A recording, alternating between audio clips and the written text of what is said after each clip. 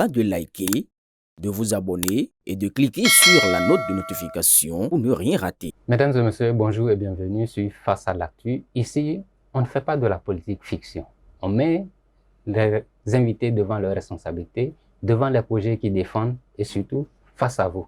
Face à l'actu reçoit aujourd'hui un jeune acteur politique de la 8e circonscription électorale. Il nous parlera de ses ambitions politiques, de ce qu'il défend aujourd'hui, depuis quand il est rentré dans la politique, qu'est-ce qu'il fait en réalité et qui il défend pour la présidentielle du 12 avril prochain.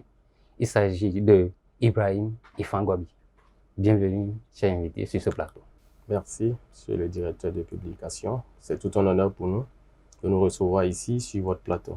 C'est pour la première fois que nous vous recevons ici. C'est certes, nous vous connaissons, mais ceux qui nous suivent voudront mieux vous connaître. Qui est Ibrahim Ifangwabi? Ibrahim Ifangwabi, merci de nouveau. Ibrahim Ifangwabi, comme vous l'avez si bien présenté, c'est un jeune acteur politique de la 8e circonscription électorale. 8e circonscription électorale, il faut comprendre Tchaou, Parakou, Ndali, Perere. Voilà, donc je suis un acteur du bloc républicain. Et cela fait bientôt près de 25 ans d'activisme politique assuré. Aujourd'hui, vous êtes sur ce plateau pour défendre un homme que votre parti soutient et que votre mouvement dans lequel vous militez aussi soutient. Il s'agit de Romia Wardani. Est-ce qu'aujourd'hui, quand on regarde le paysage politique, est-ce que tout n'est pas joué déjà? Bon, quand vous parlez de tout est joué, il faut nuancer les choses. Comment ça? Il faut nuancer les choses parce que le jeu, moi, pour avoir eu la chance d'être un acteur sportif, par le passé, rien n'est gagné toujours d'avance. Il y a beaucoup de paramètres qu'il faut intégrer dans un match, qu'il soit de football ou dans une course de l'athlétisme. Ici, il y a beaucoup de choses qu'il faut voir. C'est-à-dire d'abord, il faut dire c'est une compétition électorale. Il y a les forces courues pour un Bénin émergent qui sont en ligne de mire, qu'il ne faut pas minimiser. Les compétences qu'il ne faut pas sous-estimer, leurs capacités. Mais en plus de cela, en réalité, quels sont les challenges qui sont les nôtres quand on parle des gens qui soutiennent au fait la candidature de Wardani et Romial? Les challenges qui sont les nôtres sont entre autres le taux de participation. Oui, c'est vrai, on a toutes les chances quand on voit les signaux, quand nous regardons un peu ce que nous déployons déjà sur le terrain. C'est clair quand même qu'on a toutes les chances que nous gagnons ces élections. Mais cependant, de quelle manière nous voulons gagner, c'est beaucoup de plus ça qu'il est question. Quand on voit, vous avez déjà un bilan, quand on parle des 10 ans du président Talon, puisque c'est une suite que vous êtes en train de défendre, est-ce qu'après 10 ans, ce n'est pas mieux de changer de cap, changer d'homme, changer de dynamique, aller vers quelqu'un d'autre? Pourquoi Wardani? Chers journalistes, pourquoi vous voulez qu'on change une équipe qui gagne? On a parfois besoin de la nouveauté. Oui, la nouveauté, ça dépend. La nouveauté, c'est quand ça n'avait pas marché. Lorsque vous regardez tout ce qui est fait, le point de vue infrastructure, le numérique, et un peu le point de vue agricole et tout, alors est-ce qu'on n'est pas heureux d'être béninois aujourd'hui?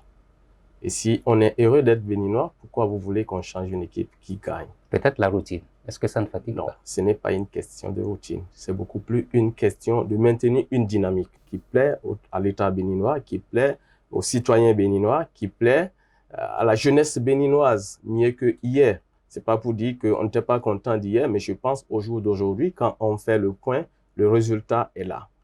Donc, il n'y a pas de raison que nous changions une équipe qui gagne. Il faut maintenir la dynamique. Vous soutenez Romia Wardani, il y a un père de l'autre côté. Pourquoi on doit choisir Wardani aujourd'hui? Oui, c'est comme ce que le dit. Vous savez, Wardani, c'est un des pions essentiels, un des témoins de ces 10 ans, un des acteurs majeurs des 10 ans que nous avons fini. Alors donc, quand vous avez la chance d'avoir quelqu'un comme ça, qui aujourd'hui est prêt, est préparé, a été témoin de tout ce qui s'est passé, je pense que tout est joué. S'il faut faire un choix, le choix est là et le choix, c'est Wardani. Vous êtes du septentrion au 8e circonscription électorale. Pourquoi ces populations-là vont vous croire au projet que vous défendez? Merci. Vous avez suivi le candidat? Oui, je l'ai suivi. À l'occasion de la présentation de son projet de société, je pense que quand tu es béninois, au-delà d'être du septentrion, quand tu es nationaliste, je pense qu'il n'y a pas mieux à faire. Il y a quelque chose qu'il a fait qui a été extraordinaire. Quoi? Il parle du chip. Vous connaissez le chip? Détaillé, on va voir. Il dit, le président Talon, dans la zone régionale méditerranéenne, si je veux parler au fait ici de la zone au fait méridionale, merci. Il dit, le président Talon a marqué quelque chose qui est fort, qui est extraordinaire. Il a mis en place un hôpital qui est régional, au-delà même. Mais il dit à son tour, il fera ce qu'on appelle le CHIP, le centre hospitalier de Parakou, qui est un centre au-delà d'être un gadget, un produit, un bien du septentrion, mais au-delà de cela, c'est que ça va être un centre qui, ou que ce soit des pays de l'AES et de partout, pourrait venir avoir au mieux ce qui allait être difficile. Je vais vous dire quelque chose. Vous savez la difficulté qui est celle de nos parents quand tu as un problème de santé. Première chose, il faut se déplacer. Deuxième chose, il faut trouver où est-ce qu'il faut loger. Les parents et tout ça, avant, ensuite, au fait, d'aller matin, midi, soir. Il dit, au lieu qu'il en soit ainsi, il dit, je déplace. C'est extraordinaire. Désormais, Parakou a un centre qu'on n'a jamais vécu. Ça dit d'un acabit extraordinaire. Il dit, je l'amène chez vous. Parce que, vous savez, ce candidat, il a une histoire avec Parakou. Et comment ça? Il a grandi à Parakou. Moi, j'ai eu la chance d'être là le jour de son investiture à Parakou. Ce que je ne savais pas, ce que peu de jeunes comme moi ne savaient pas, il dit, j'ai grandi à Parakou.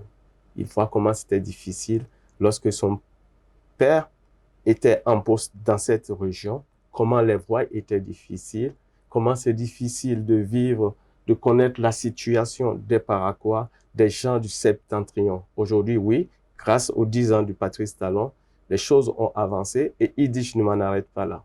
Je veux parfaire ce que Patrice Talon a fait. Et au passage, je dis merci à cet homme de vision, le président Patrice Talon.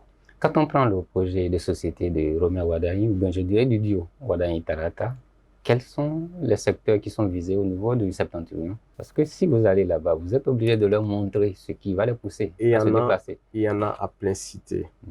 Je viens de parler du centre hospitalier de Nakabi régional. Oui, en dehors de ça. Et quand on finit ça, quand vous prenez, grâce au FNDA, les pôles agricoles qui ont été mises, qui ont été déployés, et quand nous savons ce que ça représente l'agriculture pour la région septentrionale, je pense que vous en faites partie, ce n'est plus à démontrer. Et vous n'êtes pas sans savoir, quand on parle du transport, nos parents, très souvent, quand tu n'as pas encore acheté un camion, c'est que tu n'as rien fait. Aujourd'hui, c'est du factuel, on peut le voir, c'est visible. Et on peut en citer autant. Je pense que si, objectivement, on doit faire une option, si on doit choisir, si on doit avoir de raisons pour soutenir Wardani, je pense que tout parle. Vous avez parlé des hôpitaux, de la santé, de l'agriculture. Et quel secteur encore? Parce qu'aujourd'hui, il y a l'eau, il y a l'électricité. Qu'est-ce que vous promettez? Qu'est-ce qu'il y a prévu pour la population? Quand on parle de l'eau, je pense que quelque chose a commencé depuis le temps de Patrice Talon, dont nous assumons l'héritage avec beaucoup de fierté, beaucoup de joie en termes de déploiement de l'eau dans la région septentrionale. Je pense hier à aujourd'hui, les questions liées aux coupures intempestives, quand on parle de la SONEB, aujourd'hui, c'est conjugué au passé. Il y a quelques jours déjà, je dirais depuis lundi dernier, il y a eu l'aéroport de Toulou qui est devenu fonctionnel. Est-ce que ce n'est pas à cause des échéances prochaines que cet aéroport a été mis en service? Merci. Vous n'allez pas me dire quand même que une ligne de transport soit mise en valeur juste pour une période électorale. C'est parce qu'on a attendu, peut-être un développement, c'est un processus. Un projet, c'est un processus. On ne se lève pas du jour au lendemain au fait pour mettre en place un projet. C'est un processus. Et je vais vous dire quelque chose. Lorsque vous prenez l'aéroport de Toulon, d'accord, c'est vrai, je ne suis pas du domaine aéroportuaire, mais des investigations que j'ai menées ou des informations que j'ai collectées au jour d'aujourd'hui que j'ai eues, est-ce que vous savez que la ligne Parakou-Paris reviendrait moins cher que Cotonou-Paris? Lorsque Nous prenons, je ne sais pas comment ça. C'est du factuel, il faut juste aller vous renseigner et on ne vous dira pas autre chose. Ça, c'est un. L'autre chose, lorsque vous voyez la situation stratégique de Parakou et qu'on se retrouve, que ce soit au Nigeria, au Niger, à Lomé ou, que dirais-je, au Burkina, je pense que stratégiquement parlant, lorsque nous connaissions ce que représente Parakou en termes de pôle de développement, avoir un aéroport là, je pense que ce n'est que le Bénin qui en tient profit. Cet aéroport qui a été mis en service, est-ce que aujourd'hui, parce qu'en temps, il y avait des soupçons, on disait qu'il y aura des bases. Est-ce que c'est pour montrer à ceux qui critiquent que l'aéroport ne cache rien, que cela est devenu réalité? Je ne sais pas de quoi vous parlez. Quand vous parlez de base, de quoi vous parlez? Je ne sais Oui, vraiment mais pas en de fait, quoi il vous y a souvent parlez. Tiani qui accuse le Bénin d'habiter des bases, surtout du côté de Touro. Nous sommes en politique, des questions diplomatiques, c'est au-delà de nous, nos entendements à nous. Ce que je sais, c'est qu'il y a un projet que l'ancien chef de l'État a essayé de porter jusqu'à un niveau donné, où celui actuel a essayé d'améliorer, et nous, avec le régime Ouadani, nous sommes prêts à achever à parfait. Les jeunes qui vous écoutent, qu'est-ce qui est destiné pour eux? Parce que c'est la majorité de la population, elle représente une grande majorité. Alors, je pense qu'il y a de cela 3 semaines, 1 mois environ, j'ai posté dans une de mes publications sur Face où je disais ceci: lorsque nous regardons la résilience que le Bénin a développée ces dernières années, lorsqu'on regarde Covid, lorsque nous regardons la guerre en Ukraine, lorsque nous regardons la situation avec les AES et qu'on a pu maintenir un taux de croissance entre 6 à 7% de façon constante, je pense que c'est à respecter. Et j'ai dit sur ce poste que si j'ai un conseil à donner au futur président de la République, en tout cas à mon candidat Ouadani, au fait de mettre un accent essentiel sur l'autonomisation économique et financière des femmes et l'entrepreneuriat des jeunes. Pour dire, c'est la source essentielle si on veut espérer un développement dans les prochains jours d'avance avec des cours de croissance constants, maintenus. Il n'y a pas d'autre option à faire que d'aller dans ce sens. Lors de la présentation de son projet de société, candidat Ouadani a parlé de ceux qui sont en difficulté avec la loi aujourd'hui, qu'on appelle souvent les exilés ou bien les prisonniers politiques. Qu'est-ce que ça vous fait d'entendre le candidat aborder ce sujet? Merci. Surtout vous qui êtes de Parakou. Merci. Je veux vous dire ceci de façon globale. Vous savez, ça ne peut pas être un plaisir quand on est béninois de voir des frères béninois de se retrouver dans des conditions d'exil ou en prison. Alors, lorsque on en arrive à cela et qu'on a la chance que le pays est en train de changer de cap, de changer de page, et que le nouveau leader plaise au ciel, celui à qui et les Béninois et les Béninoises souhaitent vivement et massivement confier leur destinée, il fait l'option, il décide de mettre au cœur de sa gouvernance l'être humain. Et il en fait un point d'attention. Je pense que ça peut être autrement désormais. Vous êtes en train de parler, quand on parle, au-delà de ce sujet, il a aussi abordé les relations avec les pays voisins. Oui. Vous avez abordé ici les difficultés qu'on a eues avec la US. Exactement. C'est comme un peu ce que... C'est un peu surprenant que ça vienne de lui, surtout qu'il est l'héritier du président Patrice Talon qui a des difficultés avec Non, le président Patrice Talon n'a jamais eu de difficultés avec ces pays. Non, puisque aujourd'hui... Ils ont juste eu des questions de principe en termes de gouvernance et de modèle de gouvernance. C'est ça que j'appelle difficulté. Voilà, c'est pas des difficultés. Pour moi, ce n'est pas des difficultés. Lorsque vous et moi, on n'est pas d'accord sur des principes, parce que moi, je suis un manager, je suis un gouverneur, vous en êtes un autre, et que sur des points de vue, on ne s'accorde pas, donc on doit pouvoir souffrir. Que chacun, selon les options qu'il ait fait, qu'il assume. Ce qui s'est passé, moi, je vais dire, ça, c'est selon la vision de l'ancien chef de l'État. Et si Dieu nous faisait grâce, et qu'un autre chef d'État venait, et il va venir, Wada, il va s'installer, plaise au ciel, dans peu de temps, avec une autre vision, un autre leadership, il voit les choses autrement. Et il faut espérer que, naturellement, que les choses se fassent autrement. On a beau être deux enfants jumeaux, de même ventre, de même mon père, ça ne veut pas dire qu'on va être de la même façon de voir les choses. Ce principe, ça doit être clair. C'est pas moi qui le dis, c'est naturel.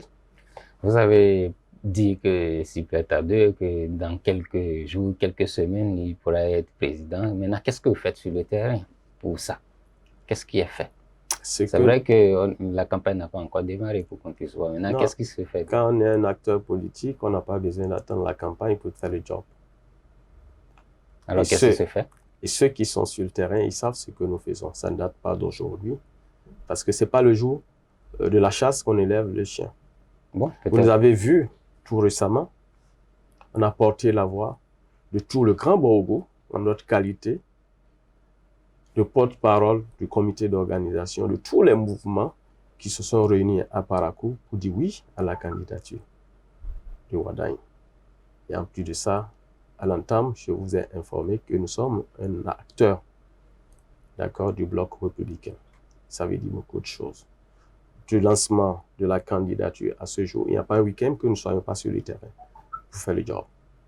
Et on n'a pas de doute que les fleurs tiendront la promesse des fleurs. Comme je le disais, vendredi prochain, la campagne démarre. Qu'est-ce que vous nous réservez aux populations? Non, la campagne est lancée. C'est une cérémonie, c'est comme un baptême. Le père, c'est le nom qu'il va donner à son enfant avant le baptême. Donc, le baptême, c'est juste une consécration. Donc, ce que nous voulons faire le week-end, c'est une consécration. Ça rentre dans l'ordre normal des choses. Nous savons le nom qu'on va donner à notre enfant. Il s'appellera Wadagne. Il s'appellera Wadagne, mais en attendant d'abord que cela ne devienne une réalité, nous sommes toujours là parce que la bataille n'a pas démarré. Et sur le terrain, on voit souvent vos adversaires aussi aborder certains sujets comme pour les exilés. Est-ce que ce n'est pas vous ravir la vedette? Avez-vous jamais vu, chers journalistes, un agriculteur, comme moi je suis bâtonneau comme vous, bien évidemment, droiter son champ avec la main gauche? Ça n'a jamais existé. Nous n'allons pas pour perdre, il n'y a même pas de raison pour que nous perdions. On fait le job, on travaille pour que Wadagne soit installé dès le 12 avril, au lendemain du 12 avril, je dirais, et il en serait ainsi. À quoi peut-on s'attendre si Wadagne devenait président, les tout premiers jours, les premières décisions? Qu'est-ce qui pourrait être ces premières décisions? Wadagne, président de la République, c'est la continuité de ce que nous voyons déjà. Les infrastructures, la digitalisation du pays, la modernisation de l'économie, l'infrastructure, etc. Je pense que ça ne peut être que la continuité de ce qu'il sait faire aussi bien et qu'il le fait, et que tous les Béninois lui sont reconnaissants aujourd'hui. Si on est arrivé à dire unanimement oui que c'est lui, c'est parce qu'on pense qu'il peut, il a le mérite de l'être.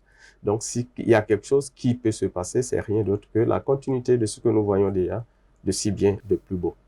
Quand on voit la manière dont les mouvements se déclarent, les mouvements de soutien se déclarent, est-ce que parfois on se demande est-ce que tout le monde aura de place? Ça ne fait pas peur. Je ne sais pas de quelle place vous parlez, cher journaliste. Oui, en fait. Je vais vous dire, oui. Du temps du Kéréko, c'est vrai, on est jeune, mais on a participé un peu aux choses. Du temps des UBF, du temps de Yahi avec FCB, dont par le passé, nous avons été quand même des acteurs, nous ne sommes pas des gens qui ne sont pas connus au fait de ce grand monde. On a été des acteurs phares, pour ne pas dire assez influents, en tout cas de cette jeunesse de la FCB par le passé. Et je pense que c'est dans l'ordre normal des choses. Il faut comprendre la politique, les rendez-vous politiques comme étant les moments de fête. Et quand on parle de moments de fête, c'est le seul moment où chacun rentre au fond, c'est-à-dire dans sa chambre pour sortir le bel habit et sortir pour qu'on le voie. C'est de ça qu'il est question. Alors voir cette liasse des mouvements pour soutenir et tout ça, ça ne peut être qu'une fierté pour le candidat et une fierté nationale. En quelques mots, ceux qui n'ont pas eu la chance de suivre la présentation du projet de société de Wadagne le samedi dernier, qu'est-ce que vous leur direz? S'il y a quelque chose à leur dire, ce n'est que ce que nous sommes déjà en train de dire de la plus belle manière. Quand vous voyez l'élégance, quand vous voyez la jeunesse d'un candidat, l'assurance de la parole qu'il donne, je pense qu'il y a une seule chose à faire, c'est aller dans ce sens parce qu'il mérite la confiance de ce peuple. Il a fait le job en 10 ans ministre des Finances aux côtés du Patrice Talon. Il a prouvé qu'il peut, on peut lui faire confiance. Et c'est pour ça, moi, je demande à toute la jeunesse béninoise de ne pas hésiter un seul instant de sortir massivement afin que au soir du 12 avril, on puisse avoir un taux de participation que le Bénin n'a jamais connu de son histoire. À la bonne dame qui est dans les marchés, aux jeunes étudiants dans nos campus, aux gens, aux conducteurs de taxi-moto, qu'est-ce que vous leur direz pour qu'ils puissent réellement sortir le 12? Ce qu'on a à leur dire, c'est ceci. C'est déjà dans leur quotidien, ils le vivent. Parce que 10 ans de Patrice Talon, c'est 10 ans de Wadaini.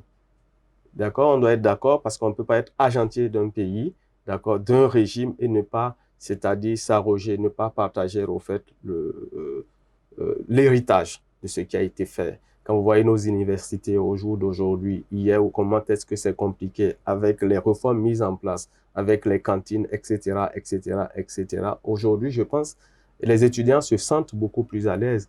Et je vais dire, pour ce qui concerne nos mamans au marché, aujourd'hui, vous avez vu la cohorte des marchés mise en place, d'accord, même si la culture, tout doucement, ça traîne à prendre, mais il n'y a pas de doute que ça finira par prendre. Au lieu d'être au bord de la voie, dans les difficultés, sous le soleil, sous la pluie, on leur offre désormais des cadres pour que désormais, ils puissent rester à l'aise, à l'abri de tout cela. Merci, cher invité. L'émission tire vers sa fin. Je ne sais pas si vous avez un message général à adresser à ceux qui nous ont suivis depuis le début. Non, s'il y a un seul message à adresser, ce n'est que le même message que je porte du début jusqu'à ce jour, c'est de sortir, je demande aux jeunes, aux femmes, à nos mères, à nos enfants, à nos épouses, de sortir massivement pour aller faire valoir leurs droits citoyens.